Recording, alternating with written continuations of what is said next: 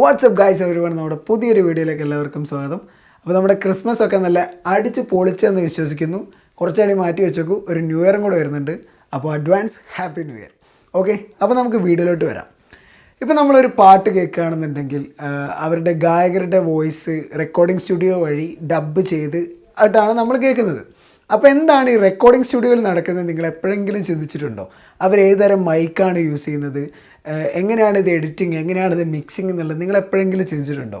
നിങ്ങൾ ഈ വീഡിയോ കാണുകയാണെന്നുണ്ടെങ്കിൽ നിങ്ങൾക്ക് വീട്ടിൽ ചുരുങ്ങിയൊരു ചിലവിൽ നിങ്ങൾക്കൊരു സ്റ്റുഡിയോ മേക്ക് ചെയ്യാൻ പറ്റുന്നതാണ്.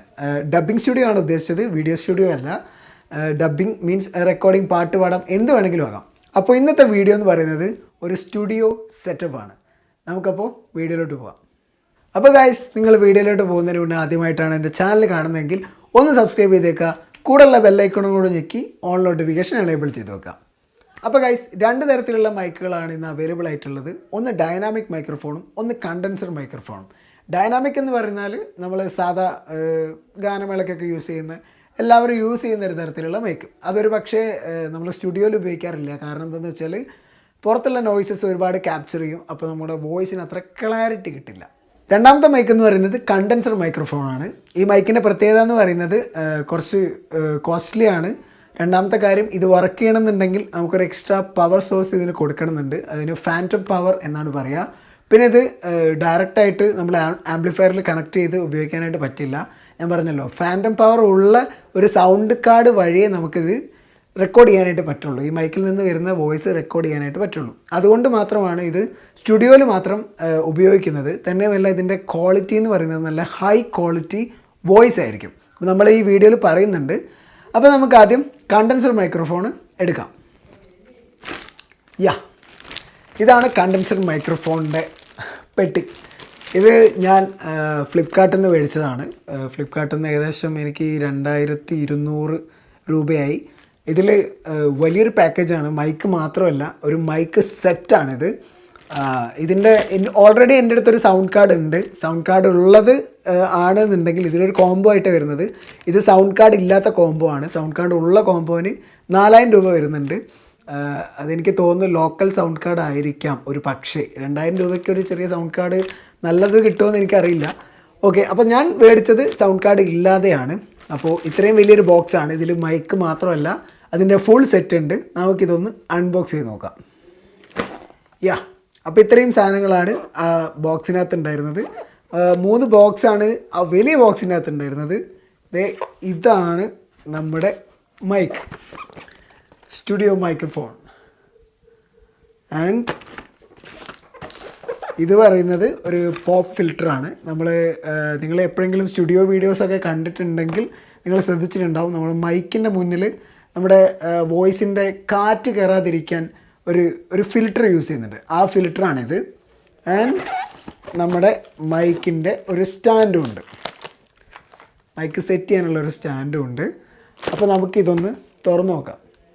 അപ്പോൾ ആദ്യം തന്നെ പറയുകയാണെന്നുണ്ടെങ്കിൽ മൈക്കിനെ കുറിച്ച് തുടങ്ങാം. നമുക്ക് മൈക്ക് ഓപ്പൺ ചെയ്ത് കഴിഞ്ഞാൽ മൈക്കിൽ ഫസ്റ്റ് വരുന്നത് ഒരു യൂസർ മാനുവൽ ഉണ്ട്, ഒരു വാറണ്ടി സർവീസ് പേപ്പേഴ്സ് ഉണ്ട്. അത് കൂടാതെ ഒരു XLR കേബിൾ ഉണ്ട്. XLR ടു 3.5 mm ഓഡിയോ ജാക്കിലേക്ക് വരുന്നൊരു XLR കേബിൾ ഉണ്ട്. പിന്നെ ഒരു ഓഡിയോ സ്പ്ലിറ്റർ ഉണ്ട്. ഇതിൻ്റെ പ്രത്യേകത എന്ന് പറയുന്നത് 2 പോയിൻ്റ് ഉണ്ട്. ഈ 2 പോയിൻറ്റിൽ ഒന്ന് മൈക്കും ഒന്ന് ഹെഡ്ഫോണും കണക്ട് ചെയ്യാനുള്ളതാണ്. 2 സ്പ്ലിറ്റ് ആവും. പിന്നെ ഒന്ന് ഒരു ഷോക്ക് മൗണ്ട് ഉണ്ട്. ഇത് മൈക്ക് ഫിറ്റ് ചെയ്യാനുള്ള സാധനമാണ്. പിന്നെ ഒന്ന് ഒരു വിൻഷീൽഡ് ഉണ്ട്, മൈക്കിൻ്റെ മുകളിൽ ഫിറ്റ് ചെയ്യുന്ന സാധനമാണിത്. അടുത്തതാണ് നമ്മുടെ മൈക്ക് വരുന്നത്. സോ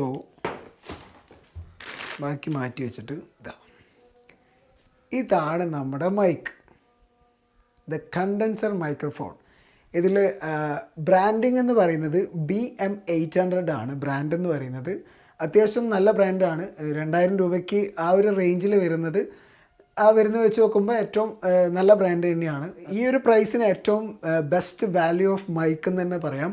ഇനി നമുക്ക് പോപ്പ് ഫിൽറ്റർ നോക്കാം. This is the pop filter. ഇത് നിങ്ങൾ പലരും ഈ പാട്ട് പാടുന്ന സ്റ്റുഡിയോസിലൊക്കെ നിങ്ങൾ കണ്ടിട്ടുണ്ടാവും ഒരു പക്ഷേ. ഇതാണ് പോപ്പ് ഫിൽറ്റർ. ഇതിൽ മൈക്കിൽ മുന്നിൽ വെച്ച് കഴിഞ്ഞാൽ ഈ ഭാഗത്ത് കൂടെ എങ്ങനെയാണ് നമ്മൾ, ഇവിടെ മൈക്ക് ഉണ്ടാവും, നമ്മൾ ഇങ്ങനെയാണ് ഡബ് ചെയ്യുന്നത്. ഓക്കെ, ഇനി നമുക്ക് സ്റ്റാൻഡ് നോക്കാം.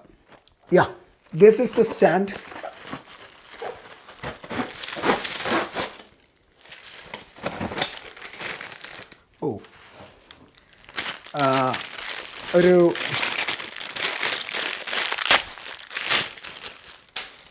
ഒരു മൈക്കിൻ്റെ മൗണ്ട് കിട്ടിയിട്ടുണ്ട്.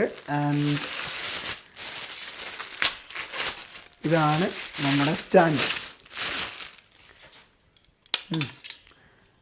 നല്ല ക്വാളിറ്റി ഫീൽ ചെയ്യുന്നുണ്ട്, ബിൽഡ് ക്വാളിറ്റി ഫീൽ ചെയ്യുന്നുണ്ട്. ഇവിടെയാണ് നമ്മൾ ഈ സാധനം ഘടിപ്പിച്ചിട്ട് ഇവിടെയാണ് മൈക്ക് വെക്കേണ്ടത്. ഓക്കെ, അപ്പോൾ നമുക്കിതൊന്ന് സെറ്റപ്പ് ചെയ്യാം. അപ്പോൾ ഗൈസ്, ഞാൻ എൻ്റെ മൈക്ക് സ്റ്റാൻഡിൽ വെച്ചിട്ട് ഇവിടെ ഫിറ്റ് ചെയ്ത് വെച്ചിരിക്കുകയാണ്. അപ്പോൾ നമ്മളിത് കണക്ട് ചെയ്യുന്നത് ഞാൻ പറഞ്ഞല്ലോ നേരത്തെ, ഒരു സൗണ്ട് കാർഡ് യൂസ് ചെയ്യണം, എന്നാൽ മാത്രമേ ഇത് കമ്പ്യൂട്ടറിൽ വർക്കാവുള്ളൂ. പിന്നെ കമ്പ്യൂട്ടറിൽ മാത്രമേ ഇത് വർക്കാവുള്ളൂ. പിന്നെ ആംപ്ലിഫയറിലും ഡയറക്റ്റ് ഫോണിലേക്കൊന്നും കണക്ട് ചെയ്യാൻ നമുക്ക് പറ്റില്ല. ഇതാണ് ഞാൻ യൂസ് ചെയ്യുന്നത്. Okay, focus ആവുന്നില്ലല്ലോ.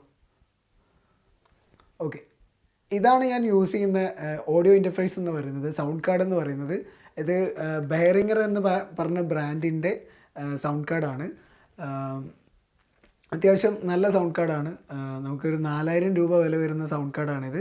അപ്പോൾ ഇതിലിത് കണക്ട് ചെയ്യണമെന്നുണ്ടെങ്കിൽ നമുക്ക് എക്സ്ട്രാ ഒരു കേബിൾ, XLR കേബിൾ എന്നാണ് പറയുക. XLR മെയിൽ ടു ഫീമെയിൽ എന്നാണ് പറയുക. ഇതിൻ്റെ 2 അഗ്രഭാഗവും ഒരു മൈക്കിൽ കണക്ട് ചെയ്യുന്ന പോർട്ട് പോലെ തന്നെയായിരിക്കും ഉണ്ടാവുക. അപ്പോൾ ഈ പോർട്ട് വെച്ചിട്ടാണ് നമ്മളിത് വർക്ക് ചെയ്യാൻ പോകുന്നത്. അപ്പോൾ നമുക്കിതിൻ്റെ സൗണ്ട് ക്വാളിറ്റി ടെസ്റ്റ് ചെയ്യാം. അപ്പോൾ ഗൈസ്, നമ്മുടെ മൈക്കൊക്കെ ഇവിടെ സ്റ്റാൻഡിൽ വെച്ച് സെറ്റ് ചെയ്തിട്ടുണ്ട്. അപ്പോൾ നമുക്കിതിൻ്റെ സൗണ്ട് ക്വാളിറ്റി ഒന്ന് ചെക്ക് ചെയ്യാം. അപ്പോൾ സൗണ്ട് കാർഡിൽ വെച്ച് ഞാൻ കമ്പ്യൂട്ടറിലേക്ക് കണക്ട് ചെയ്തിട്ടുണ്ട്. അപ്പോൾ ഇപ്പം നിങ്ങൾ കേൾക്കുന്നത് ഞാൻ ക്യാമറയിൽ യൂസ് ചെയ്യുന്ന മൈക്കാണ്. ആൻഡ് നൗ ഓൺ നിങ്ങൾ കേൾക്കുന്നത് നമ്മുടെ കണ്ടൻസർ മൈക്രോഫോൺ, സ്റ്റുഡിയോ മൈക്രോഫോണിൽ നിങ്ങൾ കേൾക്കുന്ന സൗണ്ടാണ്. ഞാൻ പോപ്പ് ഫിൽറ്റർ യൂസ് ചെയ്തിട്ടില്ലെങ്കിൽ നമ്മുടെ എന്ന് പറയുന്ന സമയത്ത് ആ ഒരു എഫക്റ്റ് നിങ്ങൾക്കിപ്പോൾ കേട്ടിട്ടുണ്ടാവും. അപ്പോൾ നമ്മൾ പോപ്പ് ഫിൽറ്റർ യൂസ് ചെയ്യുകയാണെന്നുണ്ടെങ്കിൽ, ഇതാണ് പോപ്പ് ഫിൽറ്റർ യൂസ് ചെയ്ത് പറയുകയാണെന്നുണ്ടെങ്കിൽ സൗണ്ട് അവിടെ കേൾക്കില്ല. അപ്പോൾ ഈ 2 സൗണ്ടും തമ്മിലുള്ള ഡിഫറൻസസ് നിങ്ങൾക്ക് മനസ്സിലായെന്ന് വിചാരിക്കുന്നു. അപ്പോൾ ഗൈസ്, ഞാൻ ഇതിൽ യൂസ് ചെയ്തിരിക്കുന്ന എല്ലാ എക്യുപ്മെൻറ്റേയും, അതായത് സൗണ്ട് കാർഡ്, XLR കേബിൾ, അങ്ങനെ ഒരുപാടുള്ള സാധനങ്ങൾ ഇത് വർക്ക് ചെയ്യാനായിട്ട് വേണം. കമ്പ്യൂട്ടർ ഒഴികെ ബാക്കി എല്ലാ പ്രൊഡക്റ്റിൻ്റെയും ലിങ്ക് ഡിസ്ക്രിപ്ഷനിലുണ്ട്. പിന്നെ വേണമെങ്കിൽ നമുക്ക് ഇതിൻ്റെ ഒരു എക്കോ കുറയ്ക്കാനായിട്ടുള്ള സെറ്റപ്പ് റൂമിൽ ചെയ്യാം. നമ്മൾ കുറച്ച് തുണിയൊക്കെ അവിടെയും ഇവിടെയൊക്കെ ആയിട്ട് നിന്നിട്ട്, അറിയാലോ എക്കോ കുറയ്ക്കാനായിട്ട് നമ്മൾ മിനുസമുള്ള പ്രതലം ഒരു റഫാക്കി എടുക്കുക. അത് ചെയ്താൽ മാത്രമാണ് നമുക്ക് ഇതിൽ എക്കോ കുറയ്ക്കാനായിട്ട് പറ്റുക. ഇതുപയോഗിച്ച് നമുക്ക് പാട്ടൊക്കെ പാടാൻ പറ്റും. ആ സാഹസത്തിന് എന്തായാലും ഞാൻ മുതിരുന്നില്ല, കാരണം എനിക്ക് പാട്ട് പാടാൻ അറിയില്ല. ഓക്കെ, അപ്പോൾ ഇന്നത്തെ വീഡിയോ നിങ്ങൾക്ക് എല്ലാവർക്കും ഇഷ്ടപ്പെട്ടെന്ന് വിചാരിക്കുന്നു. അപ്പോൾ ഇഷ്ടപ്പെടുകയാണെന്നുണ്ടെങ്കിൽ താഴെ സബ്സ്ക്രൈബ് ചെയ്യുക, കൂടെയുള്ള ബെല്ലൈക്കൺ ഒന്ന് ഞെക്കി ഓൾ നോട്ടിഫിക്കേഷൻ എനേബിൾ ചെയ്യുക. പിന്നെ നിങ്ങളുടെ കമൻസൊക്കെ താഴെ കുറിച്ചോ. See you on the next video. By.